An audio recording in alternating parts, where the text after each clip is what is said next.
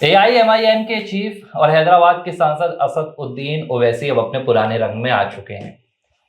कर्नाटक में वक्फ संशोधन अधिनियम संशोधन कानून के खिलाफ एक रैली आयोजित की गई थी, जिसमें असद उद्दीन ओवैसी पहुंचे थे और उनका एक बयान देश भर में इस वक्त सोशल मीडिया पर भी खूब वायरल हो रहा है और उसे लेकर अलग अलग तरह की चर्चा भी निकल कर सामने आ रही है। और कहा जा रहा है कि क्या ओवैसी का राष्ट्रवाद सीमा के बाहर यानी सरहदों के बाहर ही रह गया, देश में आते ही ओवैसी बदल गए हैं।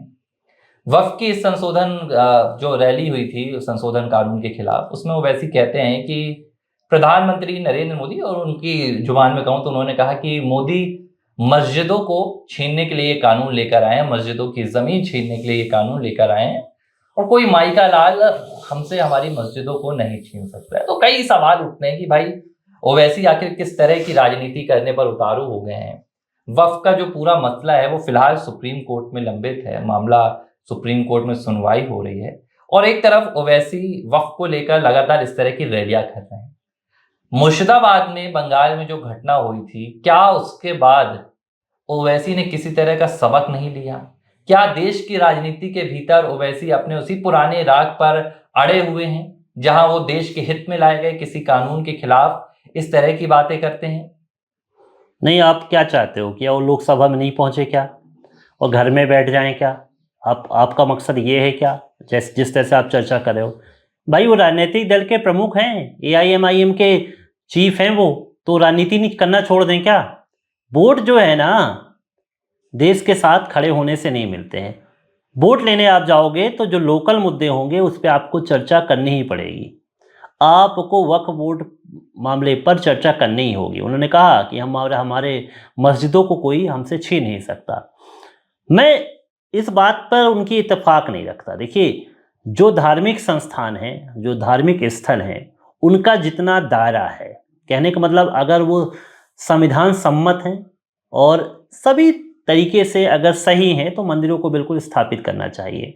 देखिए, अतिक्रमण की श्रेणी में न तो मंदिर बसते हैं, न मस्जिद बसते हैं, न गुरुद्वारा बसता है, न गिरजाघर बसता है। ये स्वाभाविक सी बात है। अगर ऐसी बात करते तो फिर काशी में कॉरिडोर नहीं बन पाता, ठीक है। अगर आप ऐसी बात करते तो हमारे एक मध्य प्रदेश में जबलपुर में एक बहुत बड़ा अभियान चला था, जहाँ पर मस्जिद भी अलग किए गए थे, मजार भी अलग की गई थी और सबसे ज़्यादा मंदिरों को अलग किया गया था अतिक्रमण के नाम पर। तो जहाँ जहाँ अतिक्रमण होगा, जहाँ जहाँ ऐसी चीज़ें होंगी, नियम के विरुद्ध जहाँ पर होगा, वो मस्जिद भी गिराई जाएगी, वो मंदिर भी गिराया जाएगा और ससम्मान गिराया जाएगा और अलग किया जाएगा। तो ये अगर कहते हैं कोई हमसे मंदिर नहीं छीन रहा है, भाई आपका कोई मंदिर नहीं छीन रहा है, आपका कोई मस्जिद नहीं छीन रहा है, ये कोई कुछ नहीं कर रहा है, लेकिन जो कुछ होगा नियम कानून के मुताबिक होगा। आप मस्जिदों के नाम पर आप जमीनों पर अतिक्रमण नहीं कर सकते। आप मस्जिदों के नाम पर ऐसी जमीनों पर मालिकाना हक नहीं बता सकते जिसमें आपका हक नहीं है, और इसके लिए अलग किया गया है और इसका उपयोग आम व्यक्ति नहीं कर पा रहा है। क्या आम मुसलमान जो व्यक्ति है, जो कि एक छोटे से कमरे में रहता है, जिसको समस्या होती है, जो अपने परिवार के साथ नहीं रहता, क्या उसको जमीन वक्फ बोर्ड दे रहा है? क्या नहीं दे पा रहा ना। क्या दुकानों के लिए अगर एक मस्जिद के आसपास जमीन है, दुकानों के लिए दुकानें बना दी जाए और उन दुकानों को फ्री में क्या काम करने के लिए, समाज कल्याण के लिए, क्या वक्फ बोर्ड जो है उन मुसलमानों को मदद दे रहा है? क्या नहीं दे रहा ना। तो वैसे को ये सोचना चाहिए कि गरीबों के साथ क्या हो रहा है। क्या मुसलमान में गरीबी नहीं है? क्या सबसे ज्यादा गरीबी है मुसलमानों में? आप विडंबना क्या है? विडंबना ये है कि जो वक्फ बोर्ड की संपत्ति आकी गई है वो डिफेंस और रेलवे के बाद, रेलवे और डिफेंस के बाद तीसरे नंबर पर देश में सबसे बड़ी संपत्ति का जो वारिस है, जो मालिकाना हक है, वो वक्फ के पास है। ये एक तस्वीर है। अब आप दूसरी तस्वीर देखिए कि भारत में मुस्लिमों के क्या हालात हैं।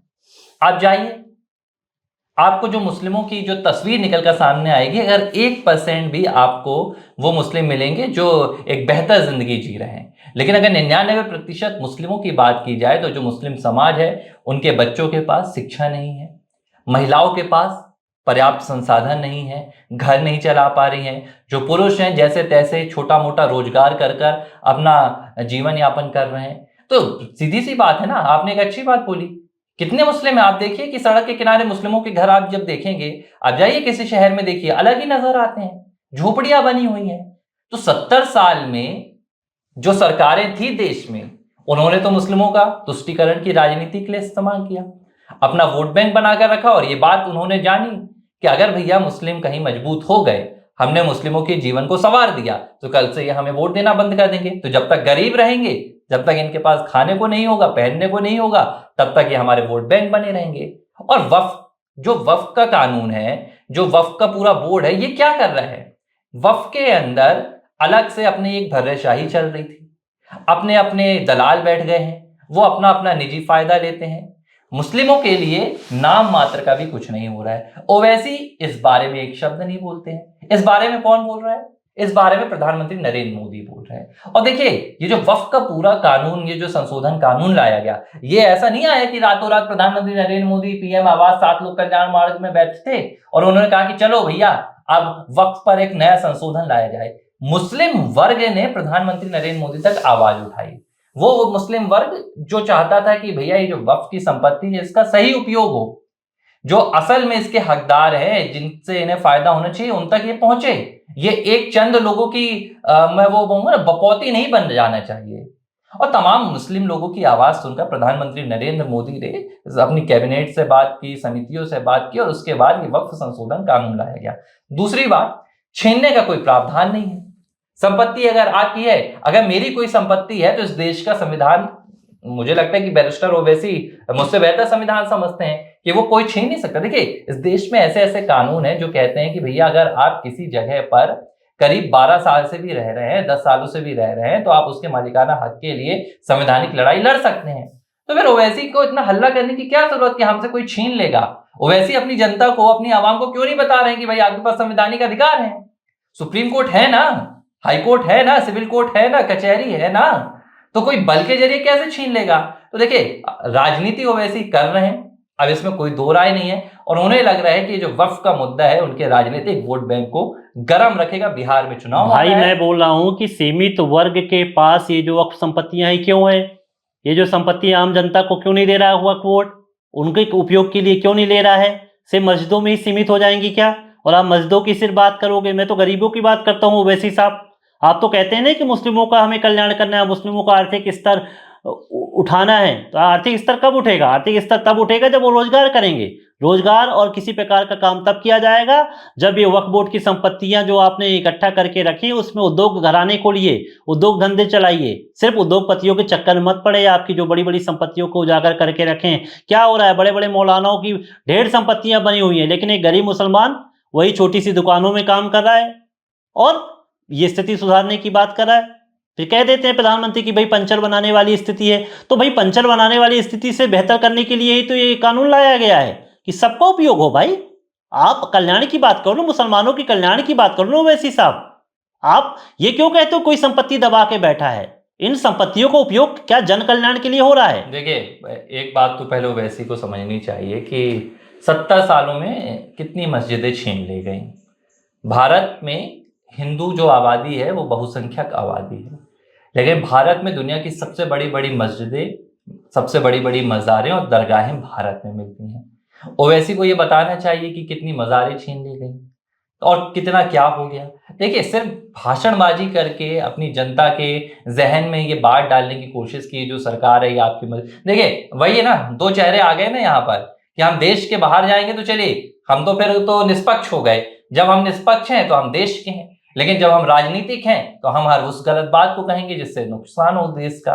तो वैसे को समझना चाहिए कि सिर्फ पाकिस्तान के खिलाफ बोलना राष्ट्रभक्ति नहीं है। राष्ट्र की भक्ति ये भी है कि आप अपनी कौम को भी संबोधित कर रहे हैं तो उनकी भलाई के लिए बोले, ना कि वोट बैंक। देखिए, आपको लोकप्रियता तो मिल ही रही है। आप इस बात को समझिए कि जब आप सच की लड़ाई लड़ते हैं तो आपकी लोकप्रियता का जो पैमाना है वो 4 गुना बढ़ जाता है, लेकिन जब आप झूठ की लड़ाई लड़ते हैं तो आप जाकर अपनी एक लोकसभा सीट तक सीमित हो जाते हैं, एक कम्युनिटी तक सीमित हो जाते हैं। तो मुझे लगता है कि इस तरह की राजनीति ना तो ओवैसी को आगे बढ़ाएगी, ना AIMIM को आगे बढ़ाएगी, और ना तो खास तौर पर मुस्लिमों को आगे बढ़ाएगी। तो अगर ओवैसी पर मुझे लगता है कि अब तो मुस्लिम और हिंदू दोनों भरोसा जता रहे हैं, तो ओवैसी को ये जिद छोड़ देनी चाहिए और अपनी पार्टी के जो तमाम नेता हैं उनके साथ बैठक करना चाहिए और एक नया मसौदा तैयार करना चाहिए कि भैया आवाज उठाइए, मुस्लिमों की आवाज उठाना चाहते हैं, मुस्लिमों की आवाज उठाइए, लेकिन एक सही तरीके से, सही अंदाज में, सही प्लेटफॉर्म में और सही मुद्दों पर। नहीं तो इस तरह की राजनीति मुझे लगता है मेरा कहना है गरीबों के कल्याण के लिए ओवैसी साहब बात करो, वही आपको वोट देते हैं, उनके लिए आप काम पड़ो। देश के लिए आप खड़े हो, अच्छी बात है, हम आपकी तारीफ करते हैं, देश के लिए आप खड़े हो, लेकिन मुसलमानों के कल्याण के लिए भी आप सही ढंग से खड़े हो, तभी हम आपकी तारीफ करेंगे। इस तरह से आप मस्जिदों की लड़ाई मत लड़ो भाई, गरीबों की लड़ाई लड़ो, वो गरीब मुसलमानों की लड़ाई लड़ो जिसकी जरूरत महसूस देखिए, होती है। एक बात तो आपने बहुत सही बोली। एक तरफ वो वैसे ही बोलते हैं कि हमारी लड़ाई मुस्लिमों के लिए है, और दूसरी तरफ आके आप मस्जिद मंदिर की लड़ाई पर टिके जाते हैं। तो फिलहाल देखिए, मंदिर मस्जिद की लड़ाई ना लड़े, और वैसी लड़ाई लड़ना है मुस्लिमों के गरीबी मिटाने की लड़ाई लड़े, उनके लिए उनका जीवन बेहतर बनाने की लड़ाई लड़े। तो मुझे लगता है कि जिस लिहाज से ओवैसी को देश भर में एक स्वीकार्यता मिली है, आगे भी वो स्वीकार्यता बनी रहेगी। नहीं तो देखिए, ये राजनीति है, यहाँ पर चंद दिन में भुला दिया जाता है, कोई बड़ी बात नहीं होती है। ABC हिंदी न्यूज, आज ही जुड़िए हर खबर के साथ